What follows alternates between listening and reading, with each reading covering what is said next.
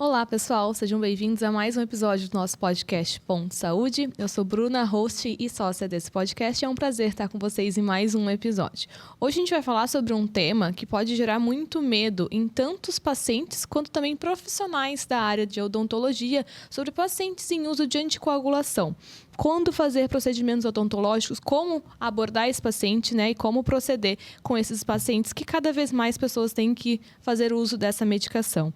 E hoje, para falar comigo, então, temos a doutora Núbia Franzão, que é cirurgiã vascular no Hospital Moinhos de Vento e Mãe de Deus Center, e Dr. Carlos Alberto Ullmann, cirurgião dentista com atuação em implantes e lentes de contato. Doutora Núbia, doutor Carlos, eu queria pedir para vocês, para a gente iniciar esse podcast, se vocês podem nos trazer algum caso que remeta a esse cenário, né, do paciente que faz uso de anticoagulante e precisa fazer um procedimento odontológico, ou até que tem medo de fazer um procedimento por conta do uso de anticoagulante. Bom, eu acho que eu posso começar falando, então. Tudo começou a ideia de trazer esse assunto quando um paciente que faz uso de anticoagulante chegou ao consultório com muitas demandas odontológicas, porque ele negligenciou a saúde bucal dele ao longo de muitos anos, porque desde que ele teve uma situação clínica que foi prescrito anticoagulante, ele teve a orientação que deveria cuidar as idas ao dentista, e o que aconteceu com ele foi que ele não procurou mais atendimento. E ele negligenciou por medo. Ele, na cabeça dele, no entendimento dele, o anticoagulante impede ele de fazer qualquer tipo de procedimento. E aí eu e a Núbia conversamos sobre o assunto, né? E aí a gente chegou nesse assunto justamente pela desinformação por parte dos pacientes, né? Dos colegas dentistas, de certa forma também, muitas vezes não saber como manejar as diversas necessidades dos pacientes em relação ao uso de anticoagulantes, quando ou não suspender, né? E, por vezes, as indicações dos médicos, né? Orientar os seus pacientes o quanto é importante a nunca suspender ou suspender por necessidades, né? Uma dúvida, doutora Núbia, assim, até para o pessoal entender melhor. Por que o paciente precisa usar anticoagulante? Qual que é a indicação e o que esse remédio faz que gera esse medo, né, da ida ao dentista e fazer qualquer tipo de procedimento? Bom, Bruna, existem diversos motivos, diversas indicações para o uso de anticoagulante, desde profilaxia, para evitar o risco de trombose em momentos de maior risco, como cirurgias, até o paciente que usa por um período de tratamento, que é um período determinado, por exemplo, o tratamento de uma trombose, que pode variar ali de 6 meses a 1 ano, até aquele paciente que tem indicação de uso contínuo. Então, o paciente que tem alguma condição de saúde, que o risco de uma trombose nele é um risco de muitas complicações, então ele precisa usar continuamente, como, por exemplo, um paciente que tem uma válvula cardíaca metálica. Esse paciente tem indicação de usar contínuo anticoagulante e, nesses casos, a gente precisa, sim, de bastante cuidado na hora da suspensão ou na hora da indicação de um procedimento cirúrgico, seja ele cirúrgico médico, cirúrgico odontológico, justamente para que se evitem complicações, sejam elas sangramento, porque o paciente não suspendeu o anticoagulante no tempo adequado, ou uma trombose, por ter suspendido durante um tempo prolongado demais. Perfeito. Então, o anticoagulante é uma medicação que evita que o sangue coagule, isso? Exatamente. Ele evita, seja porque o paciente tem algum fator de risco maior, né, como estava falando, ou tem alguma condição anatômica, alguma condição de algum implante no corpo que precise de anticoagulante. Então, ele vai fazer com que o sangue fique mais fino e não se coagule, seja no dia a dia ou em momentos de maior risco. Perfeito. E, doutor Carlos, quando o senhor recebe um paciente no consultório e ele tem uma indicação de algum procedimento, seja cirúrgico, por um implante, ou enfim, como manejar esse paciente, né? Suspensão do anticoagulante, orientação, contato com o médico? Bom, em primeiro lugar, a gente tem que determinar a necessidade do paciente. Então, e junto com ele, ver por que ele está tomando anticoagulante. Como a doutora Núbia mesmo disse, por vezes ele é temporário, né? Então, o procedimento odontológico, ele nunca é um procedimento de urgência. Raras vezes ele é de urgência, né? Diferente de uma situação clínica hospitalar, médica, né? Um paciente que sofreu algum tipo de necessidade urgente. Nós temos tempo para planejar, a gente consegue, nesse meio tempo, se o paciente está usando temporariamente, se adia o procedimento para quando ele estiver mais apto, ou então entra em contato com o médico que prescreveu e troca uma ideia com ele da possibilidade ou não da suspensão. Na maior parte das vezes, é possível suspender. Hoje a gente tem medicamentos que a suspensão é por pouco tempo, né? E a gente consegue organizar dentro de um dia, de um horário bom para o paciente. E, por vezes, dependendo qual é a necessidade do paciente, se opera ele mesmo anticoagulado. E aí a gente tem que planejar a cirurgia para fazer ela no intervalo curto de tempo. Hoje a tecnologia dentro das cirurgias odontológicas nos permite fazer cirurgias muitas vezes até sem incisão, como, por exemplo, instalar implante com guias virtuais, em que a gente não faz cortes, né? Nossa. Isso diminui muito o grau de sangramento. No caso de cirurgias abertas, fazer uma sutura bem feita, né? Controlar a hemostasia. A gente tem diversas metodologias intraoperatórias e cuidados pós-operatórios que eles favorecem, mesmo num paciente anticoagulado, a gente poder fazer qualquer tipo de procedimento. Mas cabe ao planejamento, né? Então, a indicação. Né? O paciente, qual que é a indicação que ele tem, o que a gente pode fazer para minimizar. Né? Então, ali talvez entra um ponto mais importante antes de entrar em contato com o médico. Mas vale lembrar também que quando a gente fala, principalmente por conta da minha área, a questão cirúrgica dos implantes, né? A gente também tem que lembrar que existem tratamentos odontológicos clínicos, né? Por exemplo, uma limpeza dentária, uma profilaxia, uma raspagem dos dentes por acúmulo de tártaro, ela também causa sangramento. E os pacientes anticoagulados, eles também aumentam o sangramento nesse momento. Então, volta, talvez até o paciente tem que ter a orientação de que ele deve procurar frequentemente um dentista para manter a sua saúde bucal, a sua limpeza em dia, para evitar a necessidade de abordagens mais agressivas que gerem sangramento.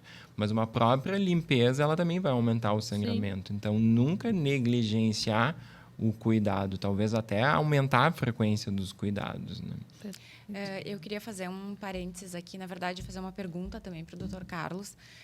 Como funciona? Na medicina, a gente tem, para os procedimentos cirúrgicos médicos, existem classificações de risco. Então, a gente sabe que existem procedimentos que têm maior risco de sangramento, assim como aqueles que têm maior risco de trombose, os que têm um risco baixo. Então, em todos esses casos, a gente vai fazer essa classificação de risco para nortear a nossa decisão terapêutica. Então, suspendemos o anticoagulante durante quanto tempo ou não suspendemos? Como é que funciona isso dentro da odontologia? Então, acredito que exista também um score de risco de procedimentos odontológicos. Quais os procedimentos que têm mais risco de sangramento? Quais os procedimentos que têm risco baixo de sangramento? E como é que isso vai nortear a tua escolha e a tua conduta no tratamento anticoagulante do paciente? Talvez uma das coisas que a gente tem que diferenciar é que o paciente, dentro da medicina, ele vai ser operado no hospital e aí, normalmente, a cirurgia dele acontece de forma não eletiva, né? Vamos comparar, por exemplo, com uma cirurgia plástica. O paciente não precisa da cirurgia plástica caso ele seja anticoagulado e opte por fazer uma cirurgia. O paciente, por exemplo, portador de uma prótese total, uma dentadura, e ele quer colocar implantes, ela, por mais que melhore a condição de vida dele, ele não precisa disso, né? Então, o paciente, a nível de consultório, a gente consegue manejar isso. Sim, a gente classifica diferentes riscos, mas a medicina, normalmente, ela vai ser soberana. Então, a saúde do paciente é mais importante do que o procedimento odontológico. Então, se ele é um paciente realmente doente, a gente vai contraindicar o procedimento, né? A menos que aquilo seja fundamental para ele, né? Do contrário, se a condição clínica de saúde dele for tão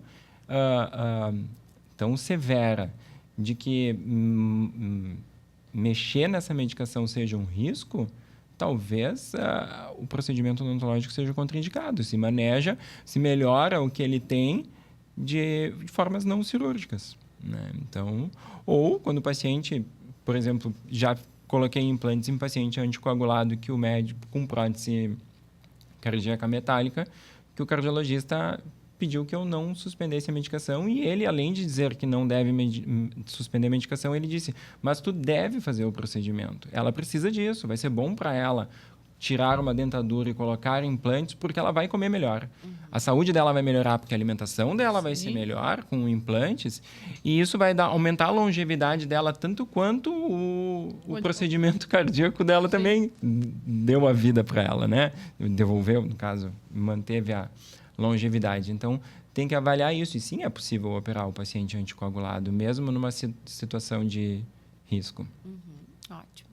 Bom, e doutor Carlos, uma dúvida. Existe algum procedimento que seja de maior risco para o paciente? Alguma classificação entre os procedimentos odontológicos que podem trazer mais risco para esse paciente? Ou são todos iguais em nível de risco? Bom, os procedimentos eles são divididos em baixo risco, médio risco e alto risco. Baixo risco são situações clínicas, né?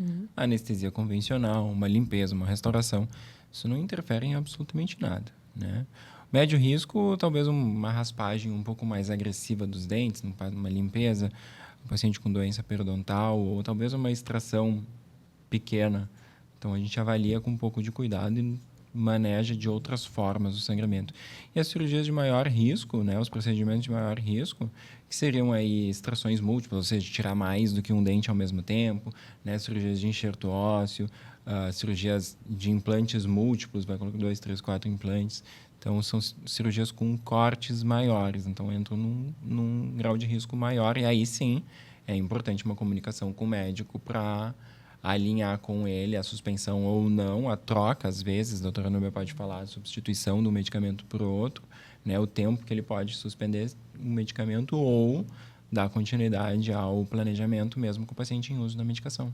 Perfeito. E, doutora Nubia, pensando na classe de medicamentos, assim, existem algum tipo de medicamento que o paciente anticoagulado nunca vai poder suspender e existem aqueles que eles vão poder suspender? Como é que é essa classificação em relação à medicação?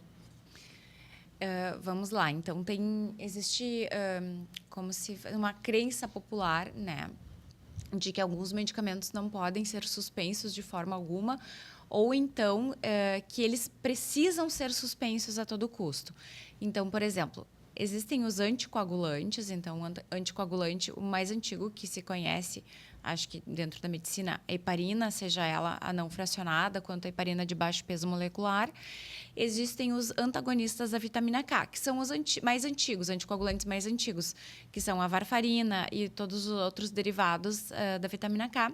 Esses medicamentos, eles têm um período de ação mais prolongado. Então, os antagonistas da vitamina K, eles têm um período de ação mais prolongado, então a gente precisa ter um pouco mais de cuidado com eles. Mas, ao mesmo tempo, eles têm uma forma de controle do nível deles, o nível de anticoagulação que eles estão provocando no paciente, através de um exame que se chama INR. As heparinas normalmente têm um efeito rápido e também uma perda de efeito muito rápida.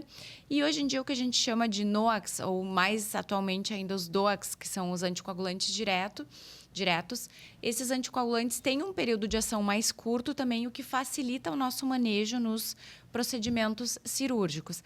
Então, qual o anticoagulante que não pode ser retirado de jeito nenhum? O paciente, por exemplo, que colocou um stent coronariano ou um stent nas pernas há menos de 6 meses, esse paciente não pode ter o AS suspenso. O AS é um antiagregante plaquetário. Ele não pode, de forma alguma, ter o AS suspenso e, na maioria das vezes, não pode ter o clopidogrel, que é outro antiagregante plaquetário, suspenso. Mas aí sim a gente vai avaliar a possibilidade de fazer o procedimento odontológico. Cada caso vai ser individualizado. Um paciente que tem uma válvula cardíaca metálica, esse paciente também ele não pode ter a anticoagulação suspensa de forma alguma, porque o risco de trombose nele é muito grande.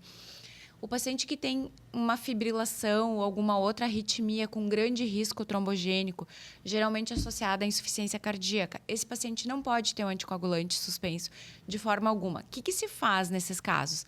Então, a gente consegue fazer uma transição entre o anticoagulante que ele usa e o momento da cirurgia, normalmente através do uso de heparina, porque a heparina tem um período de ação muito curto.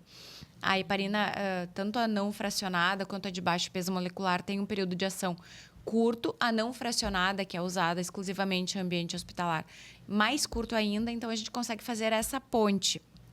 E aí, a gente vai avaliar. Ele para 2, 3 dias antes do procedimento odontológico, ele para o anticoagulante de uso rotineiro, faz essa ponte com a heparina e depois, logo depois do procedimento, ele pode retomar. Então, é mais ou menos isso, assim, dando uma pincelada. Existem os casos que não podem suspender de jeito nenhum, mas a gente tem essas alternativas. E nesses pacientes que a gente precisa fazer esses ajustes ou até mesmo a suspensão para o procedimento, existe algum sinal de alarme que o paciente precisa ficar atento pós-procedimento, que possa trazer algum risco para ele, buscar tanto o médico que acompanha, né, que indicou o medicamento, ou quanto o cirurgião, o dentista que fez o procedimento? Na verdade, o risco trombótico, né, é individualizado em cada caso. Então, seriam as complicações mais variadas, por exemplo, de uma fibrilação atrial, de uma prótese valvar mecânica, metálica ou mecânica. Agora, um paciente, por exemplo, que tem um stent, né, um stent nas pernas, digamos, e foi suspenso o AS e o clopidogrel dele, que são os antiagregantes plaquetários. Então, normalmente, aquele paciente que começa com dor no pós-operatório, dor precoce, né, dor, redução de temperatura. Então, estou puxando um pouquinho a brasa para o meu assado, porque eu sou vascular. Então, nesses casos, o paciente... dor no membro, redução de temperatura, palidez no membro. Em outras áreas, normalmente, o paciente pode ter um tipo stent coronariano, ele pode ter angina. Agora, existem apresentações muito mais graves e mais abruptas. Então, o paciente que tem uma fibrilação atrial e ele suspende o anticoagulante, ele pode evoluir com uma oclusão arterial aguda, que é um quadro muito mais severo e muito mais grave, porque ele pode se constituir numa oclusão arterial aguda de um membro, que é uma condição assim de muita gravidade e muita urgência, e ele pode também ter essa manifestação como um AVC, que aí sim é muito mais urgente ainda. A gente sabe que um AVC embólico, cardioembólico, ele tem 2 horas como tempo de resolução dele, depois que passa de 2 horas. Então, é muito individualizado. Assim, cada paciente vai ter, né, o seu risco, que tem que ser bem avaliado, mas ele pode ter também os mais variados sinais, os sintomas no pós-procedimento. E tem que, sim, atentar para qualquer coisa que seja diferente daquilo que era o esperado.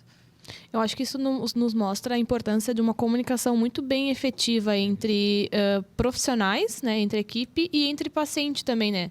Como é que o senhor identifica isso no seu consultório, Dr. Carlos, com os pacientes que muitas vezes chegam com uma prescrição e não sabem do seu estado de saúde? De certa forma, o paciente ele é leigo no assunto, ele sabe que ele use as implicações disso, mas ele não sabe como manejar isso.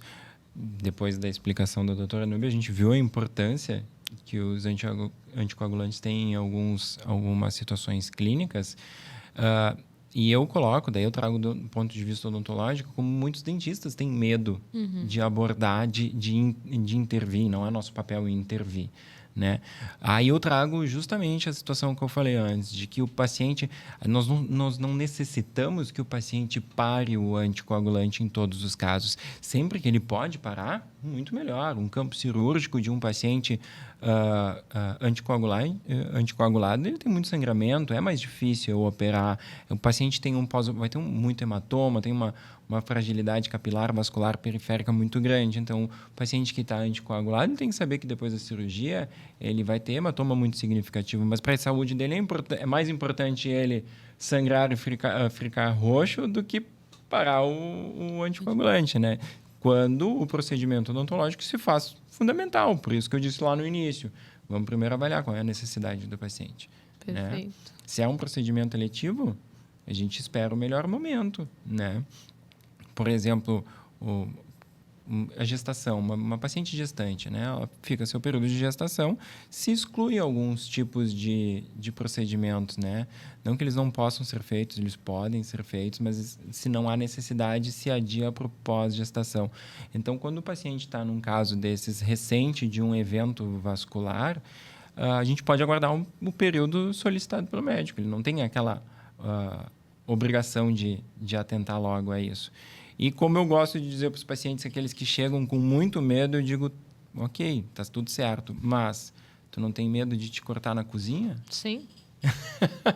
Um corte na cozinha ali. Pode ser tão grave quanto a extração de um dente, né? Perfeito. Então, não adianta a gente só restringir os atendimentos odontológicos e a condição clínica médica do paciente e esquecer do cotidiano dele, né? Ou um acidente de carro. Eu ia dizer, não ia chegar tão longe, mas ia numa fatalidade muito pior, né? Exato. Então, por isso... É só para agora, né, diminuir o tom de seriedade do podcast. A gente sempre brinca. O paciente sempre que usa anticoagulante, ele sempre pergunta, mas o que eu posso fazer e o que eu não posso fazer? E às vezes é um paciente idoso, eu digo, olha, de preferência tu não pode lutar jiu-jitsu, karatê, essas coisas assim. Tudo que for causar trauma, Sim. seja um trauma contuso, não precisa ser um trauma cortante, pode ser um trauma contuso, de se bater, esporte de contato que a gente chama. Tudo isso aumenta muito o risco de sangramento. Sim. O próprio escovar de dentes vigoroso aumenta o risco de sangramento. Pode ter um sangramento nasal. Então, né, são diversas situações, assim, ele não precisa ter medo de ir ao dentista, sendo que dentro de casa ou no dia a dia dele, muitas vezes, coisas que podem acontecer podem ser muito mais sérias do que isso. Perfeito. E eu queria fazer uma pergunta para o Dr. Carlos agora, uma pergunta que acho que muitas pessoas, né, se perguntam isso e pensam. E a extração de um siso num paciente anticoagulado, porque a gente acha que a extração de um siso é um procedimento super complexo, super difícil, com bastante trauma, mais agressivo do que a extração de um dente mais simples. Então, isso realmente, a extração de um siso único, por exemplo, ela vai se encaixar naquele risco baixo ainda ou não? Não, olha, vamos dizer um risco médio, talvez alto. Talvez alto, mas aí vou fazer uma comparação. A incidência de extração de siso, ela é 95% em pessoas com menos de 25 anos. Com qual frequência tu prescreve anticoagulantes com pessoas de menos de 25 anos? Então, eu não lembro de ter tido um paciente cirúrgico de terceiro molar, de siso, que fazia uso de anticoagulante. Né? Não lembro, mas, claro, pode acontecer. Mas, então, normalmente... Aí, talvez a gente talvez o paciente jovem que faz uso de anticoagulante, ele esteja num período, num uso temporário. O paciente pós-evento de alguma trombose, alguma coisa. Então, esse paciente pode esperar com o seu siso. Normalmente, se ele está com 25 anos, ele já esperou tempo demais. Ele vai esperar mais um pouco. É bom. Eles esperam doer. Né? Eu ia perguntar, mas o siso inflamado, por exemplo, daí é um caso... É muito pior. Quando a Aí gente tem uma inflamação associada, a inflamação ela é ricamente, com muita vascularização. Entendi. Então, até antes de virmos, nós estávamos conversando em casa. Daí eu comentei com a Nubia, eu disse, uma extração simples, ela tem um alvéolo, né, um espaço, tem uma cortical óssea, ela é pouco vascularizada, ela tem pouquíssimo sangramento, né, num paciente convencional, né. Então, ela não teria uma contraindicação de tu fazer praticamente num paciente anticoagulado. Agora, um procedimento, num caso de um siso inflamado, que normalmente é o que leva à indicação, aí sim a gente tem uma vascularização aumentada, porque a inflamação tem bastante vascularização. E aí sim sangra bastante. Sim. Então, aí nesse caso, é importante a gente... E agora, puxando um pouco para o assunto da estética, então. Bom, a gente sabe que hoje em dia existe um uso mais disseminado de anticoagulantes, seja pela facilidade de uso deles, ou seja pela maior incidência mesmo. Por exemplo, muitas vezes uma paciente em uso de anticoncepcional, simplesmente ela pode ter um evento trombótico, ela pode ter uma trombose venosa. E aí ela vai ter que usar um anticoagulante por 6 meses, 1 ano, enfim, o que for definido pelo médico. E com o advento das lentes de contato e dos tratamentos estéticos, né, que são muito mais frequentes também hoje em dia, a gente vê muito que se disseminou bastante isso. Então, essa paciente ela quer colocar as lentes de contato dela, ela pode fazer isso em vigência do anticoagulante ou é melhor esperar o final do tratamento? A gente pode talvez entrar num outro assunto, tratamento estético. Ele não teria nenhuma interferência se não tiver associado o nivelamento gengival cirúrgico, daí volta para a cirurgia, né? Lente de contato, paciente saudável não tem sangramento gengival. A gente vai fazer numa boca limpa, né? Então, se o paciente tem uma boa higiene oral, não interfere em absolutamente nada. Mas aí a gente entraria em outro assunto em relação ao procedimentos mal feitos, que daí uma lente mal adaptada ou mal indicada, ela pode levar a uma dificuldade de higiene e aí levar a uma inflamação gengival. Então, hoje a gente tem indicação de remoção de lente de contato pelo sobrecontorno. Seria um outro assunto bem odontológico, mas daí pode gerar uma inflamação gengival que daí talvez o anticoagulante atrapalharia. Mas não, lente de contato...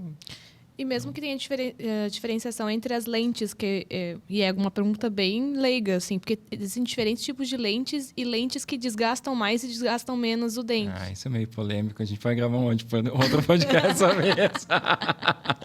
Não, aí a gente vai sair muito do foco. Tá. Talvez eu me posicione. Então, deixamos para uma próxima. Sim.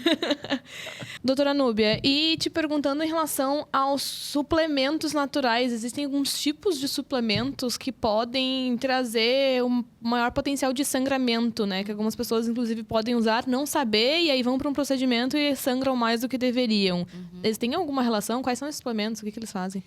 Então, Bruna, eu até dei uma pesquisada para deixar isso bem enumerado, né? Para a gente falar bem direitinho sobre o assunto, sobre quais são os suplementos que realmente têm risco de sangramento. Porque existe muita confusão acerca desse tema. Então, vamos lá. Por exemplo, ginkgo biloba. Ginkgo biloba é uma medicação de já muito tempo utilizada e conhecida como por aumentar o risco de sangramento. Então, o que ela faz? Inibe a agregação plaquetária. Ela tem mais ou menos a mesma ação do AS. Por isso, ela tem que ser suspensa por mais tempo. Porque o AS precisa ser suspenso de 5 a 7 dias antes de um procedimento de maior alto risco. E da mesma forma, ginkgo biloba, suspensão 5 a 7 dias antes do procedimento. O alho em cápsulas, também ele inibe a função plaquetária e potencializa a varfarina. Então, também tem que ser suspenso 7 dias antes, assim como o ginseng, da mesma forma, inibe a agregação plaquetária, suspender 7 dias antes. O ômega 3, que é muito utilizado hoje em dia como óleo de peixe, ele reduz a produção de tromboxano. Tem, então, também um efeito antiplaquetário, só não tão intenso quanto os outros. Pode ser suspenso de 3 a 5 dias antes. Vitamina E, em altas doses, ação antiplaquetária e antagonista da vitamina K. Então, ela também vai inibir a função das plaquetas, suspensão 5 a 7 dias antes. A cúrcuma é muito utilizada. A cúrcuma é muito utilizada um pouco para ajuda em emagrecimento e muito hoje em dia para recuperação de articulações. Inclusive, ela é prescrita por muitos ortopedistas e traumatologistas como coadjuvante no tratamento de artroses, artrites e tudo mais. Então, ela inibe a agregação plaquetária e potencializa o efeito dos anticoagulantes diretos. Então, é ideal que seja suspensa 5 a 7 dias antes. E ela, no paciente que usa cúrcuma e usa, por exemplo, um anticoagulante direto, o mais comum acho que é o xarelto, ele pode aumentar o efeito do xarelto durante o período de uso. Depois, para finalizar, camomila, gengibre, cranberry, equinácea. Tem efeitos mais leves, mas eles se somam entre si. Também a suspensão de 3 a 5 dias antes. Então, vê que interessante, né?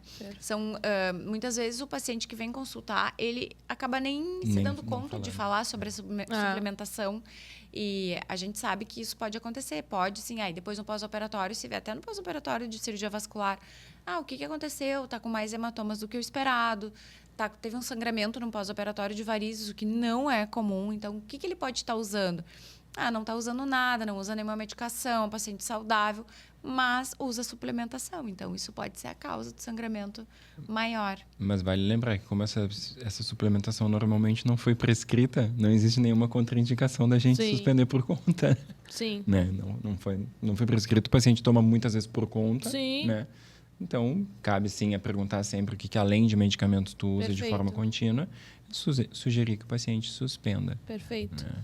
Acho que isso é bem importante, esse ponto a gente entrar de que tanto das equipes estarem cientes e fazer uma anamnese detalhada com o paciente, não só focada em medicação, mas também em suplementação e hábitos de vida. Porque daqui a pouco o paciente, não suplementa cúrcuma, mas come cúrcuma a rodo na alimentação, né? Então, tem gente que bota realmente na comida. Então, acaba sendo quase como um tipo de suplementação. E os pacientes também, né? Quando vão realizar qualquer tipo de procedimento, que detalhem tanto suplementação quanto medicação. Fiquem atentos a isso.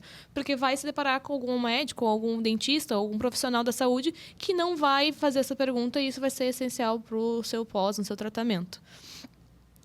E em relação a pós-procedimento, né? Analgesia, remedicações pós, existe algum medicamento que esse paciente é contraindicado utilizar em caso de anticoagulação? O que a gente sabe é que os anti-inflamatórios não esteroidais, que são, por exemplo, o Toragezik, Ibuprofeno, Cetorolaco, Meloxicam, vários, existem inúmeros anti-inflamatórios, eles diminuem também a agregação plaquetária, então eles aumentam o risco de sangramento. Então, em medicina, né, o que a gente sempre sugere, que em procedimentos com maior risco de sangramento no pós-operatório, não se utilize anti-inflamatórios não esteroides. Eu acredito que na cirurgia odontológica seja mais ou menos a mesma coisa. Se a gente não tem uma situação inflamatória associada, eu não vejo necessidade de usar um anti-inflamatório. A gente tem analgésicos extremamente eficientes. Eu não tenho o hábito de usar anti-inflamatório pós-operatório.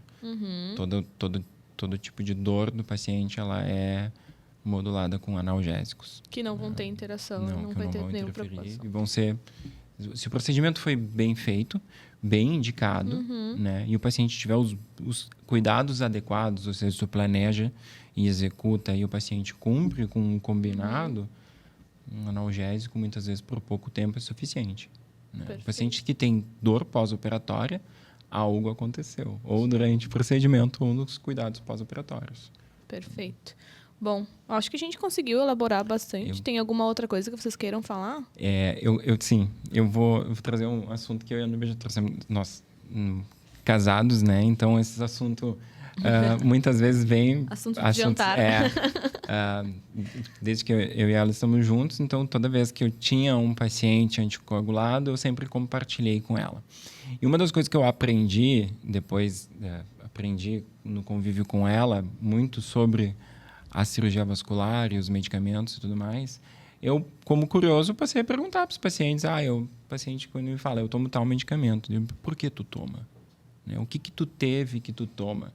E talvez hoje, e aí eu levei muitas vezes, levo para a Núbia, a gente discute hoje talvez o uso indiscriminado, né?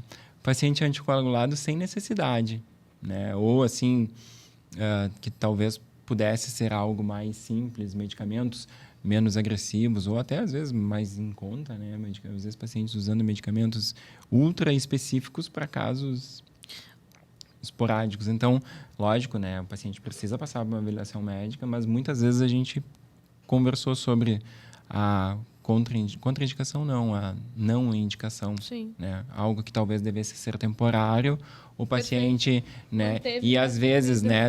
Às vezes, talvez até o próprio paciente que não retorna ao médico, que assim como ele prescreve, ele precisa suspender, o paciente não suspende por conta e ele fica usando de forma contínua, porque é um medicamento não controlado. Né? Exato. Ele usa de forma contínua, sem necessidade. Isso é algo bem comum, acredito, no consultório, doutora Núbia. Acho que pode trazer a tua experiência melhor para a gente. Eu já tive, inclusive, relato de uma cliente nossa, dermatologista, que atendeu uma paciente que desenvolveu síndrome de Cushing pelo uso indiscriminado de corticoide. Ela foi por uma questão, uma dermatite de cabelo, assim, o médico prescreveu de forma correta um corticoide para o tratamento de 5 dias. A paciente ficou bem, era inclusive injetável.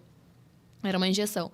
E aí ela voltou àquela dermatite por algum motivo e aí fez de novo e cada mês ela se injetava uma injeção de corticoide até que ela fez uma síndrome de Cushing.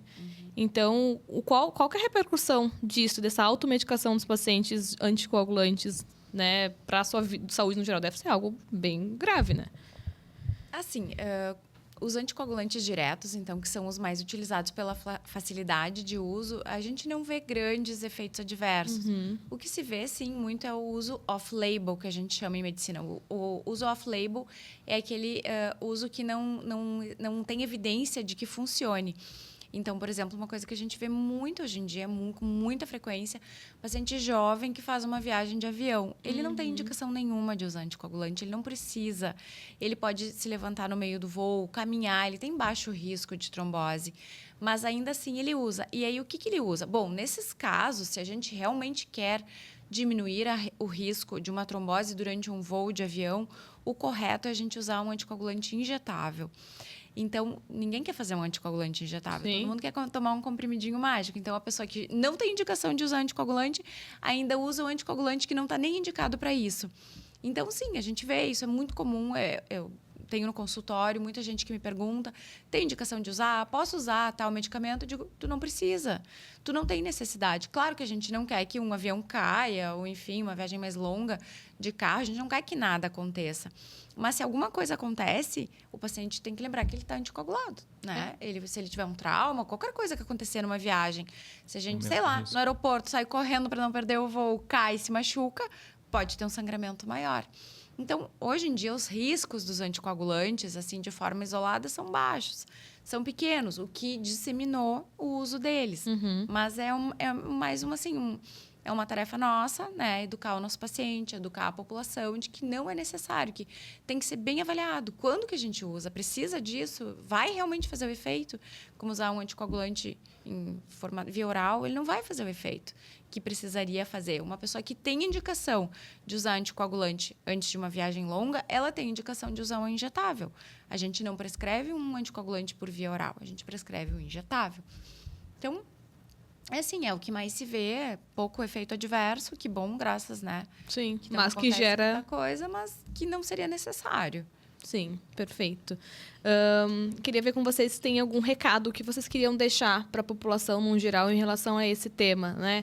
Tanto de conscientização quanto de alarme mesmo, de que passem a informação das suas condições de saúde e estejam dentro e informados em relação às suas condições de saúde e que não impeçam de fazer os procedimentos. Enfim, qual é o recado que vocês querem passar para a população?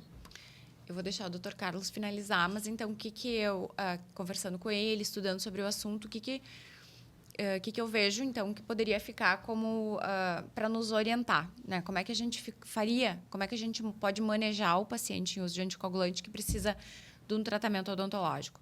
Um tratamento mais simples num paciente que está usando por um período determinado, aguarda o final do tratamento. Um procedimento um pouco... Um paciente que tenha que usar o anticoagulante de forma indeterminada, por tempo indeterminado, então, se avalia o risco do sangramento, né? Pelo que eu entendi, baixo, intermediário e alto. No risco intermediário, então, o ideal é que se suspenda ali com os novos anticoagulantes em torno de 24 a 48 horas antes do procedimento e o paciente pode retomar, muitas vezes, logo depois do final do procedimento, no mesmo dia, ou, no máximo, no dia seguinte. E aí, sim, o paciente que usa anticoagulante de forma como é que eu vou dizer? Contínua? Contínua, isso, desculpa. Obrigatório. E ele precisa de um procedimento odontológico de risco alto, então ele, sim, vai se suspender um pouco antes, pode fazer essa ponte, como eu disse, com o anticoagulante injetável, e aí ele vai esperar um pouquinho mais depois. E para AS, clopidogrel, que não são anticoagulantes, mas são antiagregantes plaquetários. Então, esses medicamentos, sim, para procedimentos odontológicos de maior risco de sangramento, eles precisam ser suspensos com mais tempo, porque entre 5 a 7 dias, porque eles vão perder o efeito deles entre 5 a 7 dias. Não adianta o paciente dizer que vai fazer uma cirurgia odontológica e dizer, eu parei o AS um dia antes. Não adianta nada, não faz diferença, então é melhor não parar, né? Então, ou ele não para, ou ele para uma semana antes. Perfeito. Bom, talvez para finalizar, a gente tem 3 públicos-alvos, né? Para os pacientes, eu acho importante que eles saibam que se eles fazem uso de anticoagulantes, isso não significa que eles são impedidos de fazer qualquer tipo de procedimento odontológico ou qualquer tipo de procedimento. Então, eles precisam estar encorajados de que o anticoagulante não acabou com a vida dele, de certa forma, né? Então, ele tem que estar encorajado, né? Para os médicos prescritores, orientar bem os pacientes quando prescrevem o anticoagulante, seja por um determinado período de tempo, ou seja, como um uso contínuo, do que vai acontecer, o que ele deve esperar e qual a importância quando ele, então, encontrar outros profissionais e tiver determinadas demandas de saúde.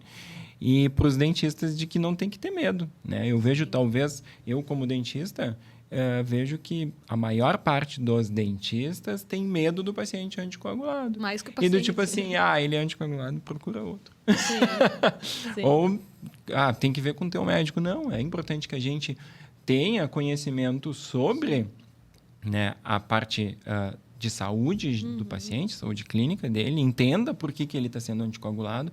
A gente tenha a autoridade de entrar em contato com o médico para conversar com ele quando necessário, ou, por vezes, até tomar partido de que vai suspender ou não vai suspender, ou não suspender. E mesmo, como eu disse, talvez o mais importante de tudo para o dentista é que é possível também operar um paciente anticoagulado.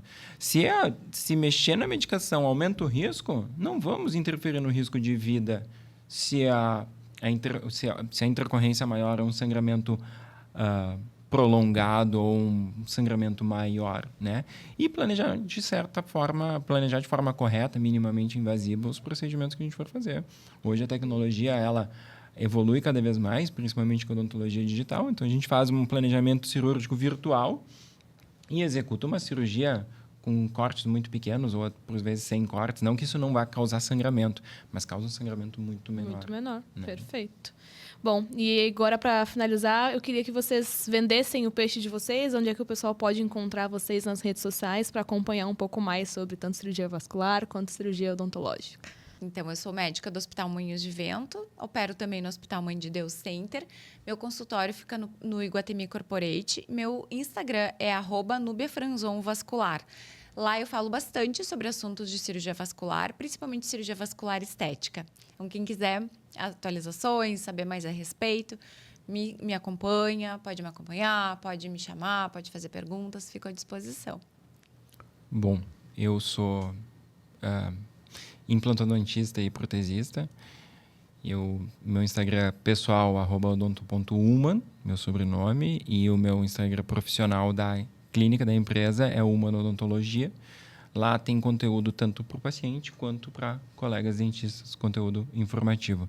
A minha atuação clínica é na cidade de Lajeado e de Santa Clara do Sul, no interior aqui do nosso estado.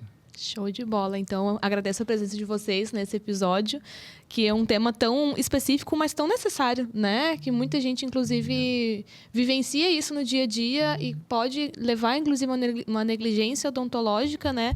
Por uma coisa desnecessária, né? Por uma falta de informação. Então, muito obrigada pela presença de vocês. Obrigada, Bruna. E agradeço ao público também pela audiência. E vejo vocês no próximo episódio.